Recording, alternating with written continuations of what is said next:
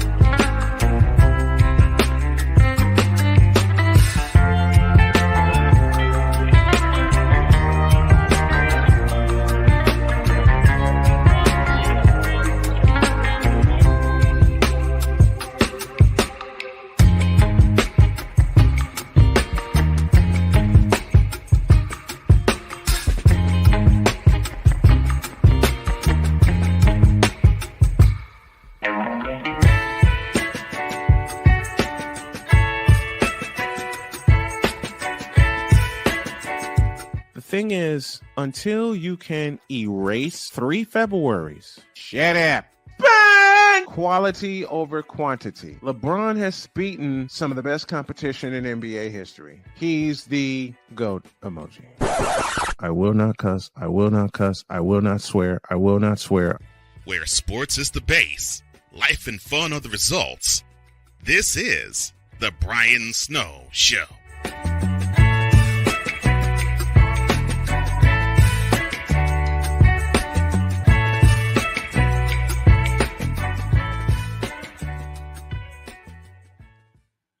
It is indeed the Brian Snow Show, and it's a very special one because these two ladies coming from Edmonton, Alberta, home of the Oilers, and I hope they win Game 6 of the Stanley Cup Final, have joined me for a very special purpose.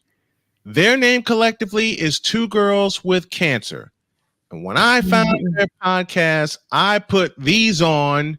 My wife joined me, and we immediately zoomed in and got hooked. Please help me welcome Becky and Ashley, Two Girls with Cancer, with a very exciting podcast and a very good story that we're going to tell for a little while. Ladies, how are you? Good, thank you. How are you? Doing good. When I found your podcast, I got to tell you, I got hooked immediately because I identify with just about everything that you're going through. Mm-hmm. And having stage 4 pancreatic cancer, I'll start here. How did you girls find out that you had cancer? Was there something that precipitated it? Yes and no. Yeah. We couldn't, the doctors didn't really know what was happening. And it actually ended up that my appendix had burst. Mm-hmm. And then we're like, I was so happy because we figured it out. I'm like, good, and I can carry on with my life, have the surgery. And then when I got the pathology back, it found out that it was cancer. Yeah. Because with me, it started with bilateral blood clots in both my lungs. Mm-hmm. Yeah. I came out of the bathroom one morning. We were living in North Carolina, and I took a tumble. I didn't realize I was unconscious until my daughter came running, my wife came running, and my little dog Lucy came running. Mm-hmm. It involved me getting to the hospital, and I'm going to cry whenever I tell this story because it's been a long journey. As you ladies know, it's a long journey back from cancer. It involved a helicopter ride from Henderson to Durham. It involved my wife and my daughter on the fly, on the ground, getting there. A long, skinny table that still wasn't long enough for me at 6'5", and laying there for 2.5 hours. And every part of me was hurting as they sucked all the blood clots out of me. And just when we thought, as Ashley said, we can carry on with our lives, they spot a mass in my left abdomen. And that came to a biopsy. And the next thing you know, we get popped in the mouth with the news of pancreatic cancer. How did let me come to Becky. Becky, how did your family take it when they found out that you had cancer? And what kind of cancer did you have? I had stage 3 breast cancer. And my family, my family was really strong. There was a lot of days where it's like, I almost felt like they didn't let me be sick because they were being so strong. So on those days where I just wanted to sit around and play woe is me, I couldn't. I was still a mom and a wife, and I had stuff to do. So, but it was good though. I mean, looking back, it's better than having them just break down all the time. Ashley, same question to you. How'd your family take it? It was hard. I'm like the strong one. I'm the very strong, independent, just go-getter. And then when I got sick, it was like it was hard for everyone. It's like when you have someone that keeps everyone together and now that person's sick, it's like it's hard for them. It was really, really hard. But once we all kind of knew what was happening, I had a really good support system with my family and my sisters, and I have a little boy. So they were just, I think when you find out, it's so scary because cancer is such a scary word, and then in that moment, your family doesn't really know if you're going to live or going to die. You don't even know if you're going to live or going to die, right? So you have so many different things that go through your head. But then when you process it and are able to get control of it, then, you have that support, and they were really good towards like mid diagnosis. That's about how it was with me when we found out that I had pancreatic cancer 2 days before my birthday, 3 years ago. You want to talk about a strong one that has kept my family together? This lady right here, Your wife. my beautiful wife, has kept me strong on days where I wanted to break. And there were days that I did break, but she wouldn't let me stay down very long. And when it got to stage 4, and as I said, at the time we found out we were living in North Carolina, we go to Duke University Cancer Center, only to find out after several months, which included a move from North Carolina back to Indiana, that there was nothing that, according to them, there was nothing they could do. We had tried oral chemotherapy. I was taking different medicines, and chemotherapy, whether oral or through the needle or anything like that, is nuts. Because the way they had it set up for me with the oral chemotherapy, 2 weeks on the medicine and 2 weeks off the medicine. Anyone who's going through chemo will know immediately, no matter what kind, when you're on chemo, the brain fog is real. It's still real. You just have cancer. Had cancer. But did it? How'd you? I know this is a general question, but Becky, I'll come to you first. If you went through chemo, and I'm assuming that you did, how was the brain fog? How'd you handle it? It was really bad. I think one, because all those chemicals in your brain are so toxic, right? So it's causing that. But on top of that, just when, like what Ashley was saying, when you have cancer, it's literally all you think about. It consumes every thought of every part of your day. And so it's really hard to have your short-term memory work the way that it once did, because those short-term memories are filled with the fact that you now have cancer. So it's fear. It's fear. And I can honestly say for 6 months, I lived in fear, especially being on the medicine. It was oral medicine. It was supposed to shrink the tumor before they went in and operated on it. But we were put in a horrible position because when I got cancer, we were still in a pandemic in 2021. And unfortunately, at that time, I couldn't claim any aid, and we were forced to move.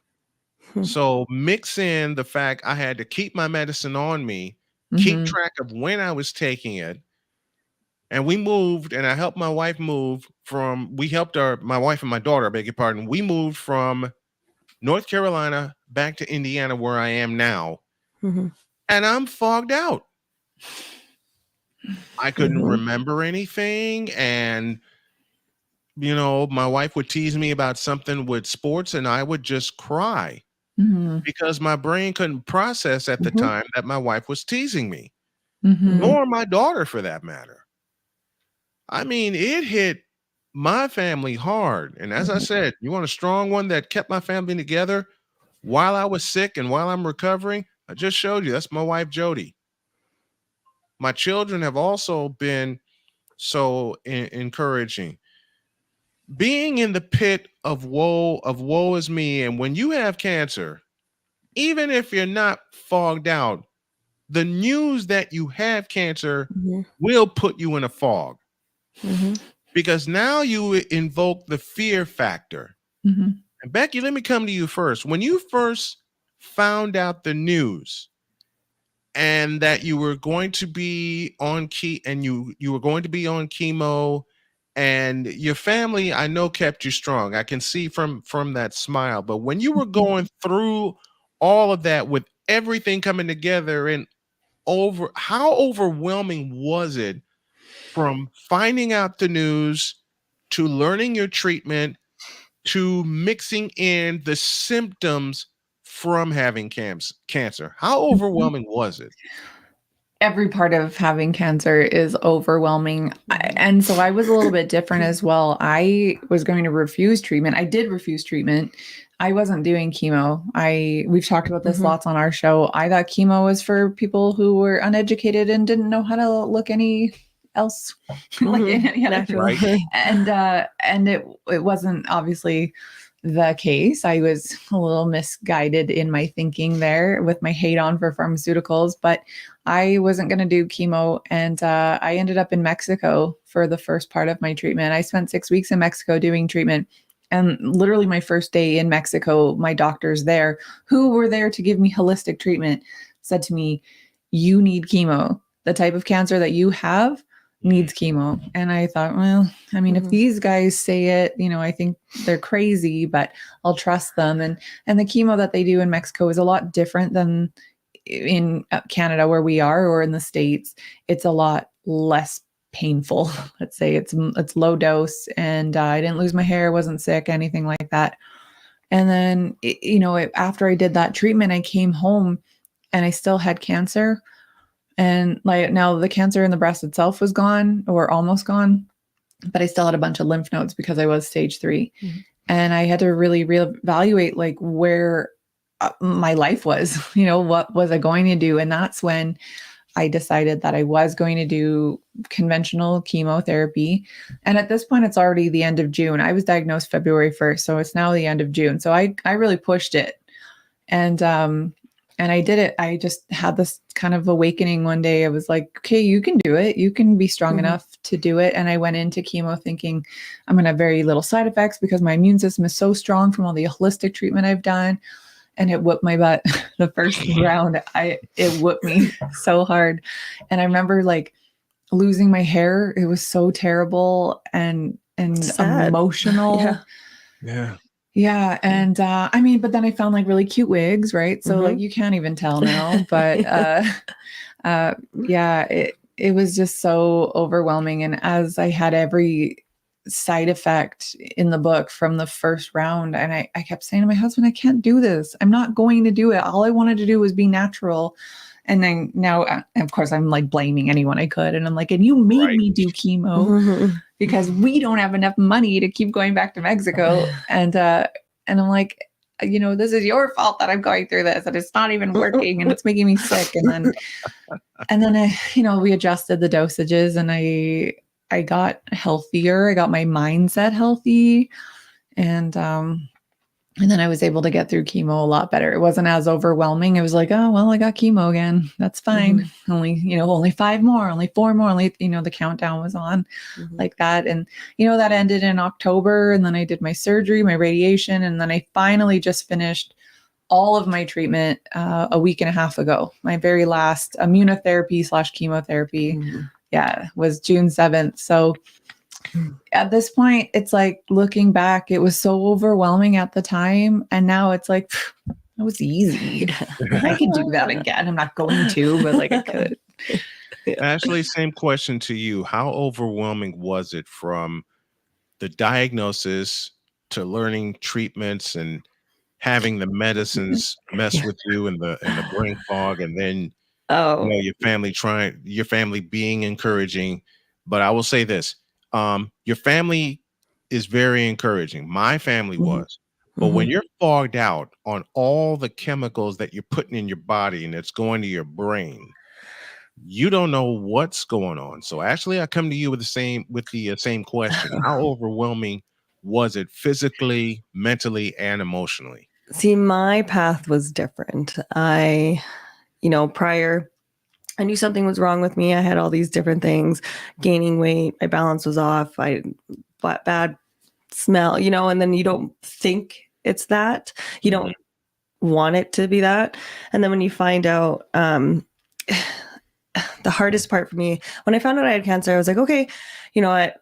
They have treatment, you're going to do chemo, radiation, whatever. I'm like, I want to live because I have a son, I'm a full-time single mom. I'm like, I'm going to just do this. I was a little bit crunchy, as Becky says, with holistic stuff prior, but not as Mhm. much as I am now. And then I find out that it was no options for me. I ended up, in the beginning when they found it, so I have, I had stage 4 neuroendocrine cancer. It's a hormonal cancer, and where it was, and how it bursts and where it was in my body, there was no chemo or radiation. So in my mind, I'm like, great, I'm going to die, and the hard part about this form of cancer is that it will come back and it will take your life. So it's pretty much always in my body. It's just when it wants to become active. So I struggle. Like, I have a lot better, like way more better days now than Yeah. I do, and I don't let the fear consume me, but it gets hard, you know, once it hits a major organ. They have 3 different treatments for it to prolong your life, but they can never really get rid of this cancer, and they have to do it by surgery. It's hard. It's disheartening for me because the form of cancer is, there's not very much research for it. Mhm. I don't know why. I don't know why they haven't put more into it, or because I think a lot of people think, oh, you have cancer, it's all the same. It's not. It's It's not. different. It's It's different not. for everyone. Everyone's bodies are different. Mhm. So I mean, I had to go down the holistic route because after my second surgery, my second invasive surgery, because I've had 3 in 8 months, I was like, what am I going to do? I didn't feel well. I was like, I knew there was something wrong with me. And then I decided to go down the holistic route and live blood analysis, start, cleaning my blood because I was infested with microscopic parasites, heavy metals, mold, blood clots. My liver was failing. And so we're working still, like, we've been able to clean out my blood as much as we can. And now there's a few other things that we're working on, and my liver, trying to get that back on track. But it's The not whole it's not easy. And No, it is hard on your brain. the holistic route, when you Ashley, when you started that, what was the first step aside of the discovery? What was the first step that you needed to put into place to take you down that route when you started going with Google. Yeah.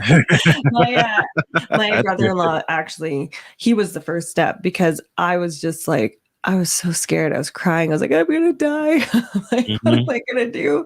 Because I knew I was sick when I left, right? And my brother-in-law was like, no. And I've never heard of live blood analysis. And for me, that was my first step, and I was like, hey, and then everything after that, I researched and researched and researched.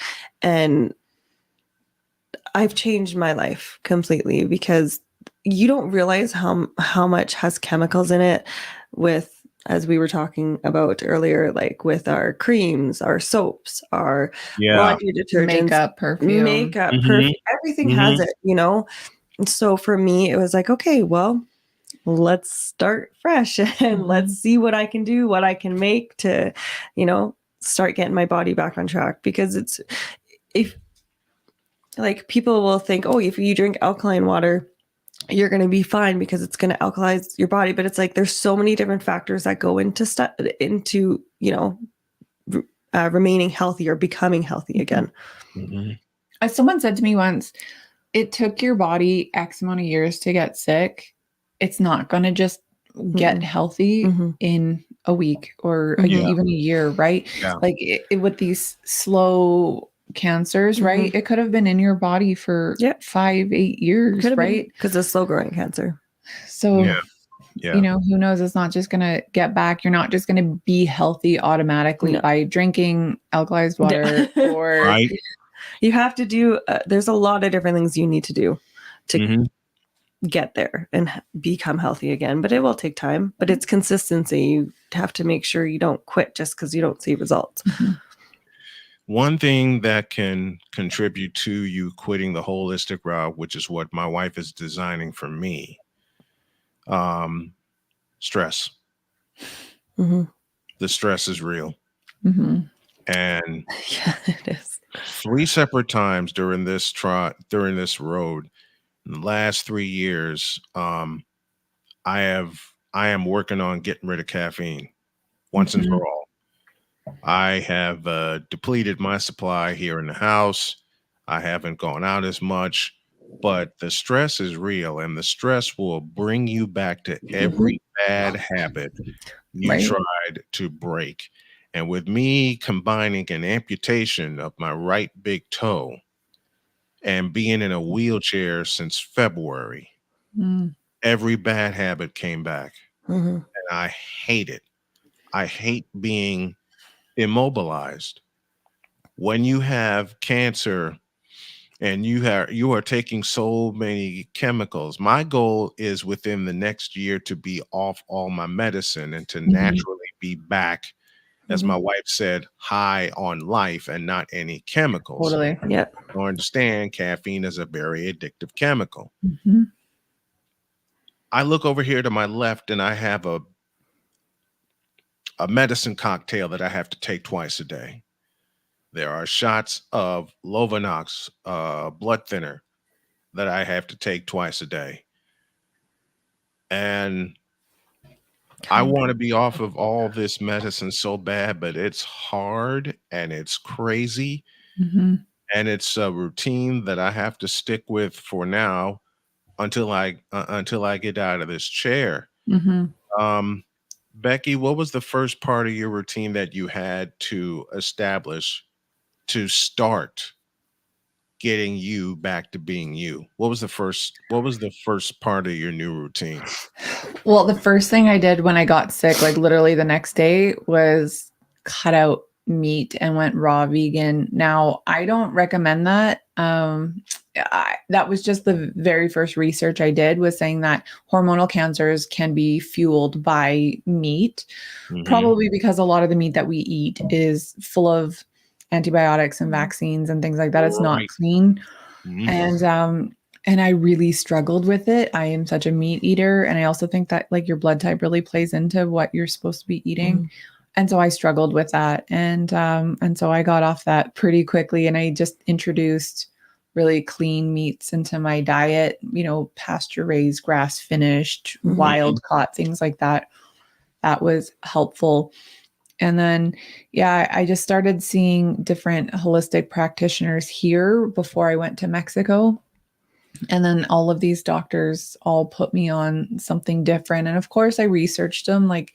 At first I kind of blindly took what they had to say and ran with it. And then as I did the research and I realized like what each product they gave me was doing and how that benefited having cancer, then I started to make my own opinions. And like there's been supplements and vitamins and things that I've gotten off of just because I thought, I don't know if it's necessary for me to have this in my body anymore.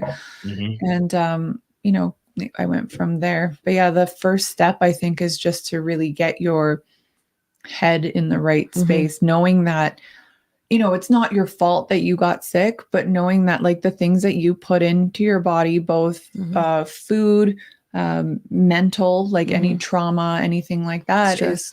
is stuff that you've put yourself into that situation, right? And how you've dealt with it. And so understanding that Mhm. it's up to you and only you to To change save your those life. things. Yeah. Like I also think like once you start realizing that your doctor isn't the savior, and I'm not saying that Mhm. there's anything wrong with doctors. There is Right. nothing wrong with doctors. I think there Mhm. is a time and a place for everything.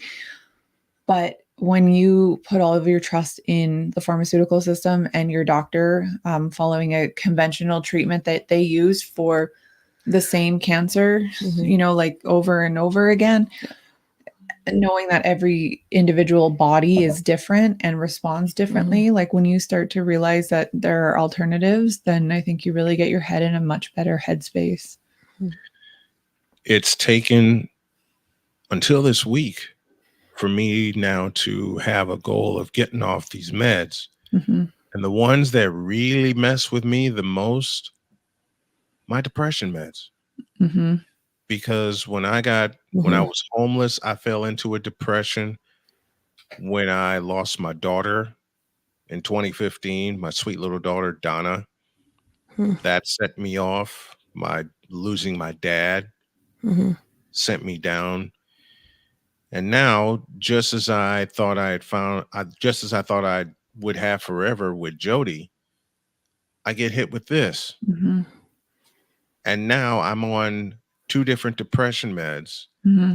And I will say this aloud, I hate them both. Mm-hmm. Mhm.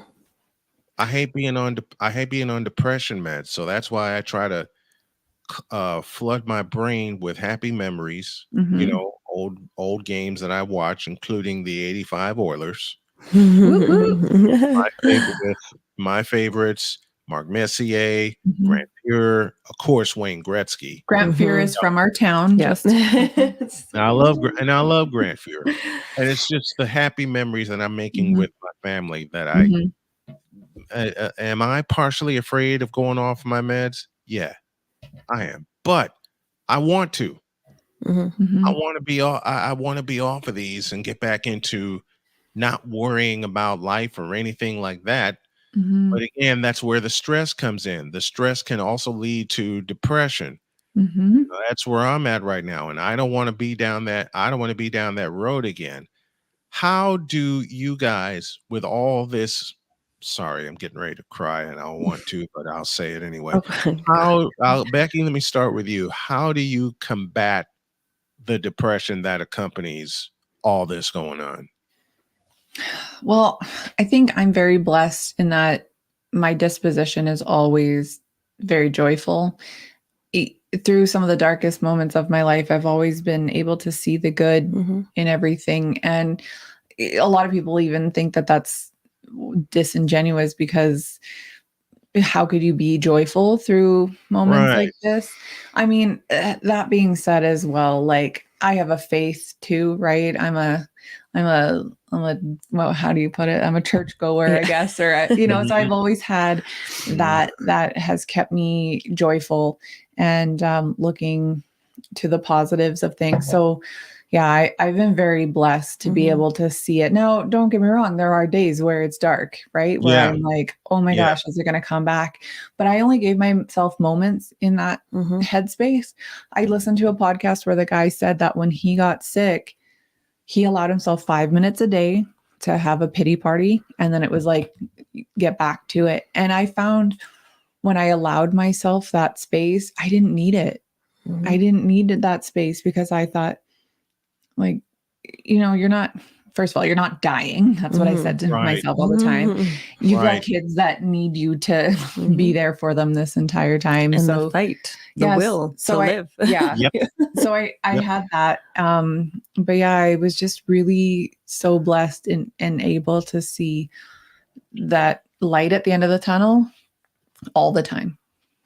Mhm. Let's go to the Fanatics feedback zone. Charles Adderley was the first one in. He says, "Good afternoon, all." Hi, And we're Charles. joined by our brother Sig Diggy from Norway. He says, "Good afternoon" at Snowman Multimedia and Two Girls with Cancer. Hi. Charles, once again, be encouraged, uplifted, motivated, and inspired. And now I am all those things from talking to you ladies and sharing experiences that we have. My good friend RC says, greets Charles Adderley. He returns the greeting. And our good friend Ryan McCarthy from Saratoga, New York says, there's always darkness before the dawn. Yes. Hang in there. Mhm. And he's so right. He is so right with that. Mm-hmm. What led you two to come together to create this incredible podcast? Just shared experiences, I guess. Yeah. We both have talked about how we felt so alone in the early parts of this process because, like, Nobody understands. how many, girls that are the same age Mhm. as us, our friends, have gone through this? Well, none. No. And that was it was lonely. And like the doctors, you're too young to have, when one doctor's like, oh, you're just stressed out. No, I'm not. But it's like, if you don't have someone, nobody really understands what you're going through. Nobody Right. will until they go through Until it they've gone themselves. through it. Right. Mhm. And so to be able to have somebody who gets it, people see us this way, or we have makeup, we look good, people don't think we're sick, or you know what I mean? It's just Right. people don't understand. Like, I think there are a lot of Gentlemen, times. Florida. Oh, Sorry. no, Push the that's wrong okay. button. Go ahead. There were a lot of times where it's like, I'm just so tired. I don't want to go out. I don't want to go anywhere with you. I don't want to do Yeah. anything. And it's like, I Yeah. feel pressured Mhm. to do that. And because I present myself a certain Mhm. way, again, always joyful and in a good mood and with makeup on and my hair done, people don't actually think that I'm sick or don't think I'm going through anything. Or now that I'm a few months past having Mhm. cancer, well, like, why are you still so tired? But it's like, it's with just each other. mind-boggling. Right. It's like, It is, you don't man. know what I just went I through. know. Are It you serious? is. Yeah.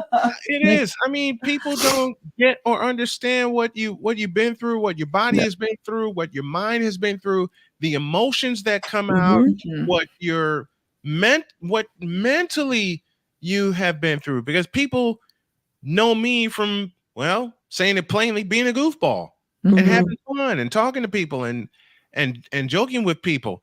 And when we first moved back here to Indiana, we were staying with my in-laws. There were days I didn't want to get out of bed.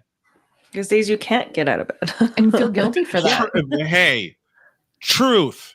There are Right. days you can't get out of bed. Physically. Physically. And you feel guilty, Mm-mm. like I Mhm. should be up doing Me things. too. Like there would be days my husband would come home and I'd be laying on the couch, buck ass naked, because I was so hot flashing from the chemo. And I'm Mhm. like, I'm sorry, I haven't done anything today. And he's like, that's fine. What are you supposed to be doing? And I'm like, something like Mhm. I had this pressure on Mhm. myself. And I'm sure you Yeah. definitely felt, well, you had a young kid. I had a so young 3-year-old. where you need to get up and you need to do stuff, even Mhm.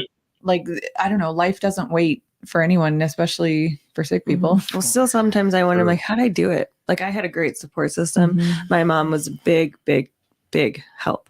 And still to this day, like, I'm still struggling with stuff. And there's days where I literally can't get out of bed and I can't even roll over to be mom, to even sit up. And my mom's there and she's got it. And, and my son understands. He just wants mommy to get better, The It's mental hard. state, for me, from finding out that I had cancer, because that's what took my parents. Mhm. Prostate cancer took my dad and colon cancer took my mom. And I had one moment where I think, well, I guess I'm supposed to be next. And I think my Mhm. wife and my Mhm. children sensed it. And they went, oh, no, you don't. You have a Right. lot more games to call before you're Totally. done. Mhm. When I heard that, it got me motivated and it keeps me motivated. Mhm. The best day through all this. Well, first there was my operation on April 4th, 2 years ago. Mhm. What was supposed to be only a 3-hour surgery turned into a 5.5-hour surgery. I was That's- wheeled into ICU. I opened my eyes. I saw my wife and my brain said, okay, we're good. We can go to sleep. And my daughter flew in from Los Angeles, walked in with the nurses, and I see this crazy redhead walking in and my spirit gets picked up even more. It's like, okay, my daughter's here. I know my wife's nearby. I'm good now. A year later, not even a year, February of 23, we go in to see my oncologist, and we said, Jody said, we're going to wait till April 4th, the anniversary, to see if we're in remission. And then my oncologist delivered a sentence I thought I'd never hear when he said, "You're already in remission." Praise the Lord. Mm-hmm. He said the remission's already started. I looked at him and I said, "Say that again?" The look on my face and Jody's face, I would, but say that one more time. Mm-hmm. And he looked me in the eye. He said, "The remission's already begun." You want to talk about someone 50 years old jumping up and down like a 6-year-old kid, throwing his hands around, celebrating, thanking God for another chance. Mm-hmm. That was me. Mm-hmm. That was so amazing. Mm-hmm. And now I've used that to deliver my testimony, do interviews like this, and listening to you guys' podcast has really, really encouraged me. And if y'all get a chance, look up Two Girls with Cancer. The first of all, what got me was the name, and the second thing, hearing you guys share stories and laughing. A lot of laughing. Well, we got, the biggest thing is hope. It's such a scary journey. And if we can help people and give them hope that they're not alone and that we've made it, we can give some hope to people. Mm-hmm. And we were both later, like Ashley was stage 4, I was stage 3. The type of breast cancer I have is the most aggressive kind with the highest amounts of recurrence, right? Like, so, that there are definitely days where we're like, yeah, we're not out of the woods, but we are going to live in the moment right now. We are going to, see the joy in what God's given us right now, because we both have such a testimony, and we want other people who feel dark or feel despair to know that you can live in the moment and you can look at it as today and what good things have happened today, and not like, I have cancer and this is a dark cloud hanging over my head constantly. We have another guest in the comments section. Kenneth Clark has joined us. Kenneth, where are you watching or listening from so we can shout you out properly? He says, "Hey, Snowman, how are you doing today? I'm doing good today, and I'll be praying for you and your special guests. Well, we will be praying for you in return, Kenneth, just to just to let everybody know that you can and will beat this." Because, and he says, Patlaka, Florida. He's in Florida. Nice. I didn't think I'd beat this, but I did. I am totally in remission. I am close to getting out of this chair and walking again. And I know that's going to take a bit because the legs were the strongest part of my body when I was younger. And now I have to strengthen them again. And I know that. And being our bodies are amazing. Aren't they? We don't give them nearly enough credit for what they do. They're so amazing and resilient and strong. The resilience is off the charts. The resilience of this is off the charts, because I can honestly say I didn't know how resilient I would be in fighting this. Your body gets tested all the time just to see how resilient you are, how resilient you can be, and if you have that drive left in you. I can honestly say I didn't think I didn't think I had it, but I'm wrong. Well, we're wrong. We do have it. You've talked about all of those really traumatic events that you've been through. And at the time, I'm sure it was like, why does this keep happening to me? But I mean, it is such a testimony, because look at the resilience that it's created in you for this moment, and not saying that those things happen for this moment. I mean, I really do think that God's got some interesting plans for everyone's life, but you've taken those like really awful experiences and you've created this strength inside of you that you didn't even know you had. So your body it knows what it's doing. We all have, I didn't, I knew I was strong, but to go through something like this Mhm. and to continue having that worry every single day, we really do have to give ourselves a little pat on the back because we are quite strong. You know, we don't give ourselves enough credit. We really don't. And mentioning the holistic living, like I said, that's what my wife is working on Mhm. with me. I mean, she encourages me every day, and now I'm just about back to the point where where I'm lifting myself and lifting others Awesome. Mhm. around me. But I didn't know I had the to start with. I didn't know I had that much strength because in 3 years' time, I had blood clots in both my lungs. I went through pancreatic cancer. I had surgery to remove 5 organs within my body. I had to deal with post-surgery problems, including going to the bathroom Mhm. 700 times a day.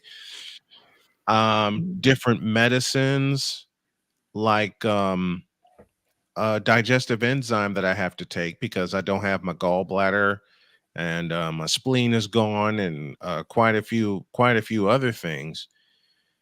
And that first week home from the hospital was a wreck Mhm. because I basically lived in the bathroom Mhm.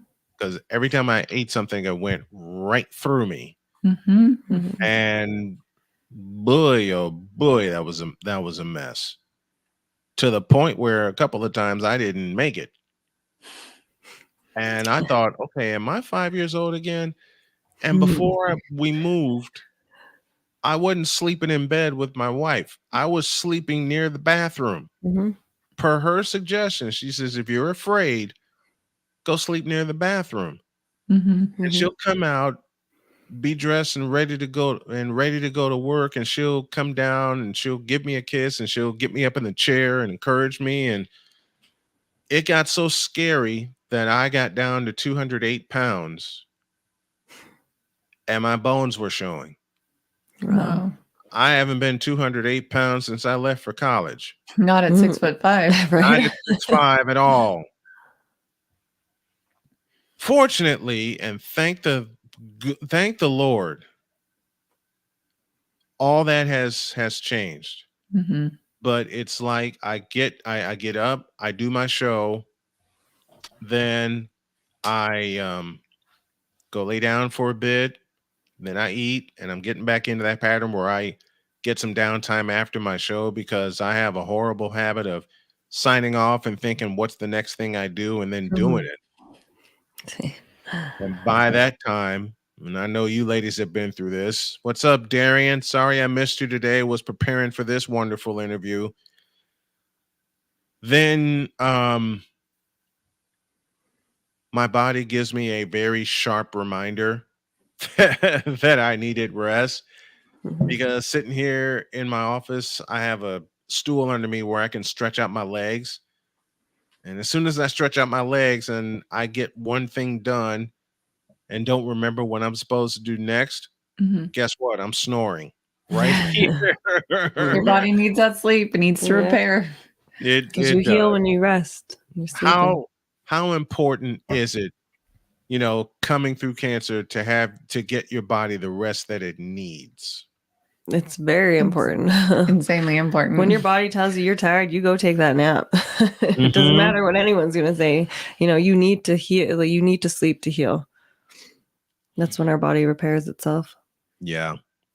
Now I'm getting like a good 6 hours sleep every night, Mhm. working on 7 to 8 hours. I don't drink as much caffeine as I used to, even though I've been stressed out like all get out. And Mhm. what I said in my other podcast, Diary of a Mad Snowman, two things you can take away from a man to really hurt him: his family, or a way to support his family. Mhm. And that second one has messed with me for 3 years because I haven't been able to Mhm. work. Mhm. I haven't Mhm. been able to work consistently.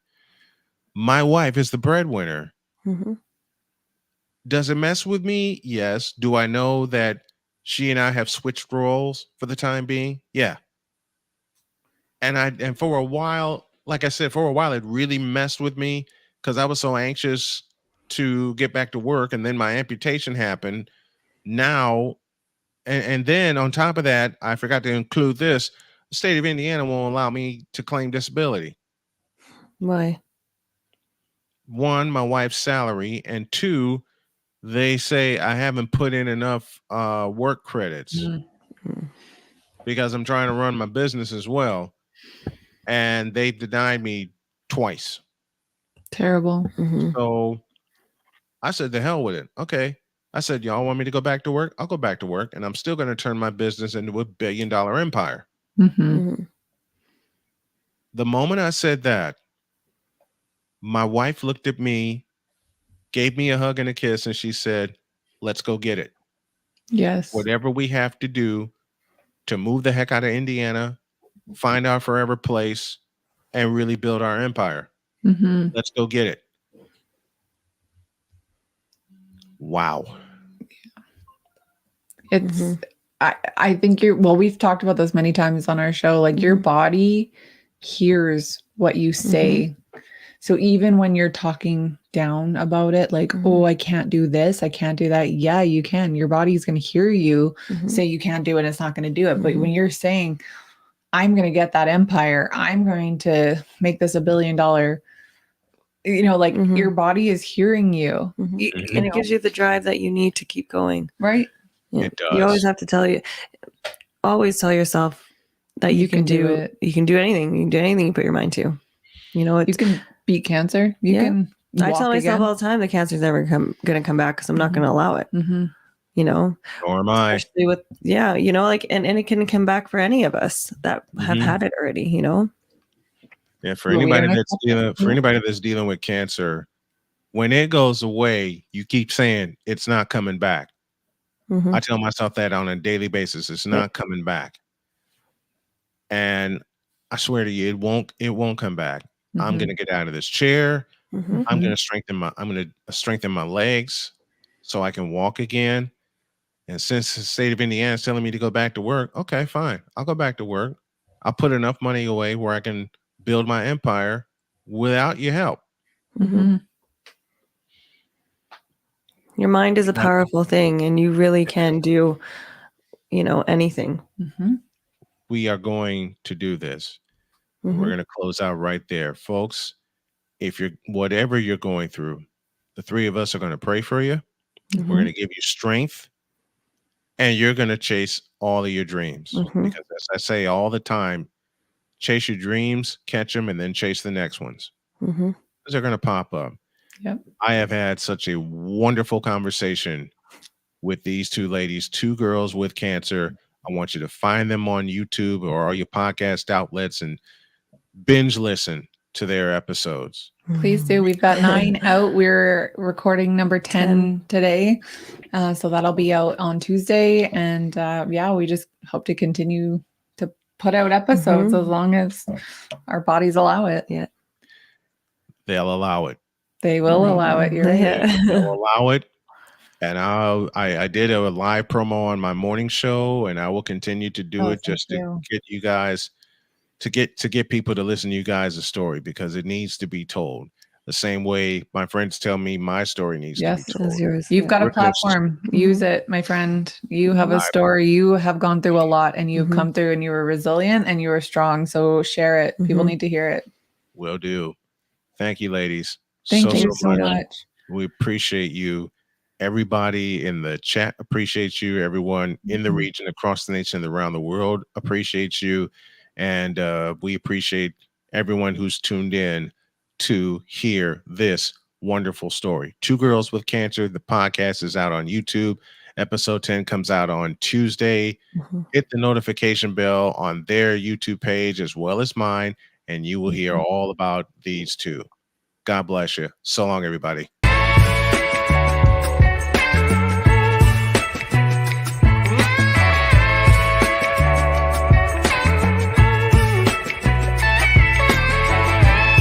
Thank you for tuning into The Brian Snow Show, where sports is the base, life and fun are the results.